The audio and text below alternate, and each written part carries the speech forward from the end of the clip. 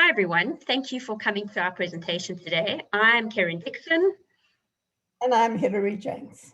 And so the presentation that we're doing today comes from a research project that we've been involved in for the last 5 years that's focused on the textual play of a young girl, Leia.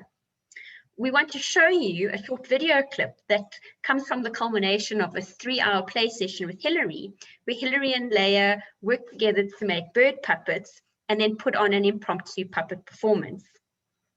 At the beginning of the puppet show, a bird watcher is putting out a suet ball for the birds.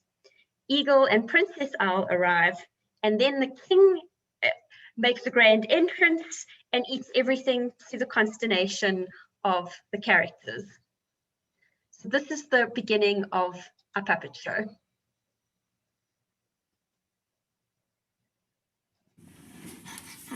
I'm here and I'm the king. Sorry, not quite. There we go. I better go on attack.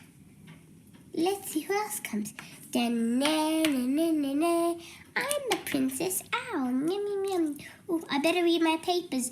My dad, the king, is coming. I'm here and I'm the king. My suit, all mine. That greedy king, he's so naughty. I better go call a wise old owl. Wise old owl. Hello, I'm the wise old owl, and I have a baby here. I have an egg, and what do you need? That bossy king owl is so selfish. He stole all my suet ball when it was for the rest of the birds. Don't you have more? No, he keeps stealing them. Well, let me go see what I can do about them. Okay. Oh no. Ha ha, I'm the fired chicken. Ha ha ha, do. Ha. You have to look out for him. He's quite naughty. He. Yeah, he's really naughty. Let's see who else can turn up. Okay, I'm going to talk to the Bluebird of Happiness. I'll see you guys later. Okay, Bluebird of Happiness. Yes, what do you want? I'm busy watching a TV show. Well, I would like to talk to you. The king is selfish, and no one's happy about it. Can you please make someone happy about being selfish? Let me see. Okay, I better go. I hope you enjoyed that. We're going to start by talking about how this research emerges from what we're calling collaborative play. We'll do a diffractive analysis of 4 micro episodes from this clip, where we read sociomaterialism with Faithless' model of critical discourse analysis. And then we end by considering some claims. Collaborative play is a method we developed for researching young children. It emerged from the recognition that the play and the artifacts produced when an adult plays collaboratively with a child provide fascinating insights into a child's world. The play is led by the child, not by the adult, where the researcher becomes a playmate in the moment and cedes control to the child. There is no research agenda because the overall focus is on how the child is making sense of their world. Collaborative play combines the strengths of ethnographic approaches to research, participatory methods of working with and researching young children, and feminist material approaches underpinned by a conception of play as interactive. Interaction foregrounds the idea that human and non-human entities, the material and immaterial, act in relation to one another and are mutually constitutive. We see play as a new method of research. Collaborative play as a new method of research. And so seeing play as interactive moves the focus of our research from just the child to considering the ways in which children interact with living and non-living entities and how these interactions establish connections between children and the material world. We're particularly interested in children's textual encounters, and Burnett et al.'s notion of the immateriality of literacy is helpful. They propose that immateriality is a reflexive and recursive relationship between the material, stuff, and the immaterial, like experiences and memories and feelings and perspectives, where the physical and representational are interconnected during textual meaning making, and also the ways in which this is embodied. And so in bringing our work together on semiotics, sociomaterialism, and literacy, we want to talk about the ways in which we see texts as part of assemblages that are made by human entities interacting with a wide range of physical and semiotic materials, that we see texts as material instantiations of discourses, and that literacy for us is fundamentally about humans making meaning and making sense with and of material discursive texts. And finally, as Hilary mentioned, that we want to think about the ways in which we can diffract sociomaterialism with Faithless' model of critical discourse analysis. And so if you don't know what diffraction is, we draw on Barad's work here, where we see diffraction as a practice of reading insights through one another while paying attention to patterns of difference. And here we use Faithless' method of discourse analysis and diffracted with sociomaterialist views of materials, where we see materials as vibrant and having agency, not just human beings. In case you've never seen Faithless' model of critical discourse analysis, it's got 3 nested boxes, each of them acting together with the other. We look at the conditions of production and interpretation. We look at the processes of production and interpretation, and we look at the text that is produced by these processes.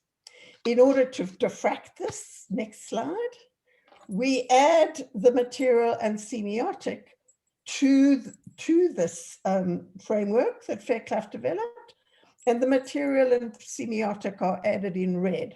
So you can see how diffraction is this with that. It adds. Okay, let's look at the next slide.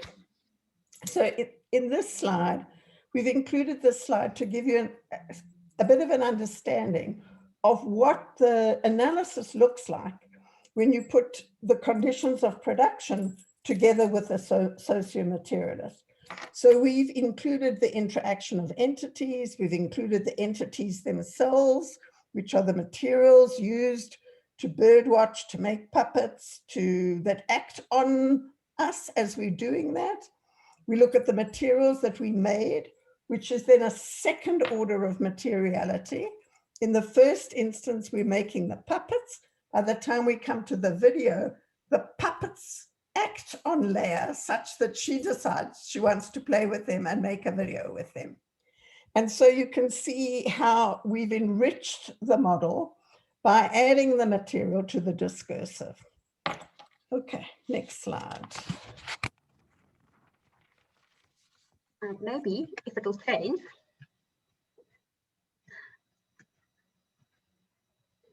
And so these are the characters that we're going to focus on, just as a short reminder, and that we're going to look at each micro episode and try and show you how it illustrates a different agentic force that it affects the overall entanglement of the semiotic, the material, the embodied and ethical actions, but also to highlight that there are multiple ways of viewing this and things that we've obviously left out of the interactions. So in the first example at the beginning, when the king enters after the owl princess, what we want to draw your attention to is the fact that both of these characters are wearing crowns. Crowns and princesses wearing crowns are recurring tropes in the text that Leia has produced over the last 5 years. The crown is a good example of a material discursive entity, and its very materiality signifies status, privilege, power, and wealth, imbuing it with semiotic force. Leia's embodied knowledge of princesses comes from her practices of watching fairy tale Disney movies, but also reading about princesses or dressing up and role-playing them. Up until this point, she'd been enthralled by princesses' beauty and their handsome princes and glamorous gowns, their kindness to animals, and their right to command willing servants. And her experiences include feelings and memories and perspectives following the work of Burnett et al., but also what Fairclough would refer to as members' resources that she's brought to the process of being able to make a princess or a king text. But this princess and this king owl show an important discursive shift for us as well. This princess is relatively unadorned, she's absorbed in reading her papers, and this king is selfish. He abuses his power by stealing all the food.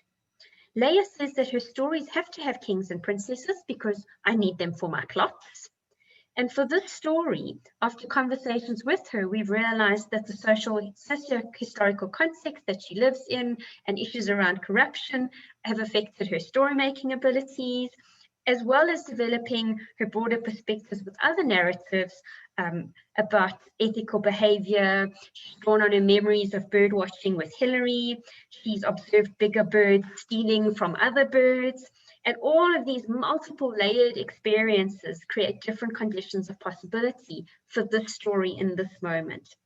And the king's disruption of the moral order is the kind of complication that she says her plots need. So that deals with some of the kind of semiotic things that are going on. But we're also quite aware that the materials are working attentively themselves. And so we want to argue that this next little piece shows us how the material works. When Leia says, when the bird watcher says he'd better go and call a wise old owl after the disruption of the bird, she pauses and she looks down at the table at all the puppets that are still spread out in front of her. And then she finds another owl, she picks it up and she names it a wise old owl. And we want to talk about this as material discursive move. It's material because the choice of a new puppet that drives this, because it's the choice of the new puppet that drives the story. This choice is discursive. It's shaped by her cultural and her literary understandings of owls being wise and old. It's part of the cultural inheritance that drives children's Western narratives. And we know that she's got knowledge of this from her multiple readings of Winnie the Pooh. But she also uses the indefinite article a, which refers to a construct rather than a particular character that pre-exists. The characterization then emerges from this interaction. It appears that these material and discursive constructions are also in tension with one another, and they momentarily distract her.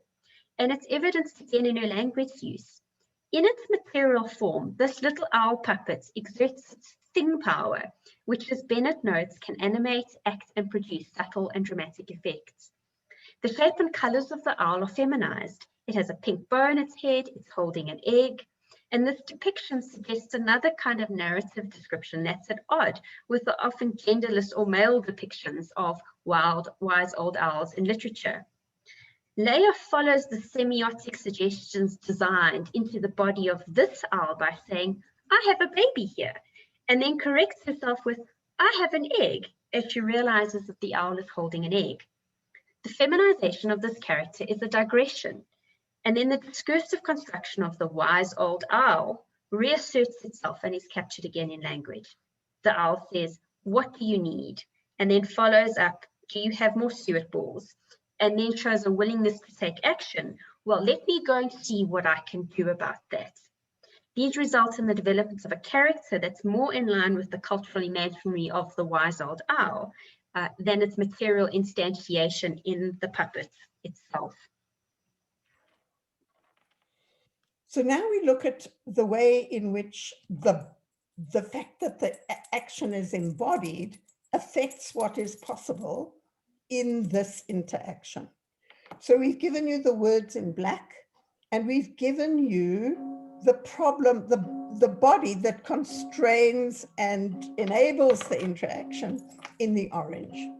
So this is a good example of how the puppet show is an embodied performance.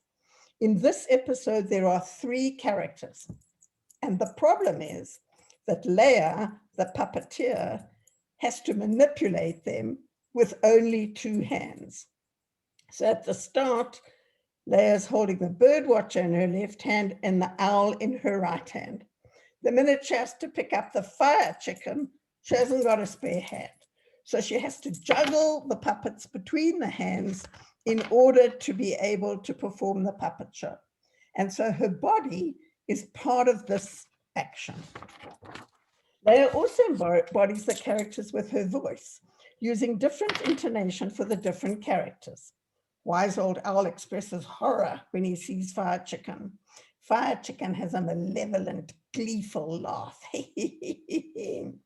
And Leia's body takes pleasure in enacting the beating with large movements that interact with the surface of the table to create the faint sound of beating, along with her rhythmically saying do, do, do, do in time with the beatings.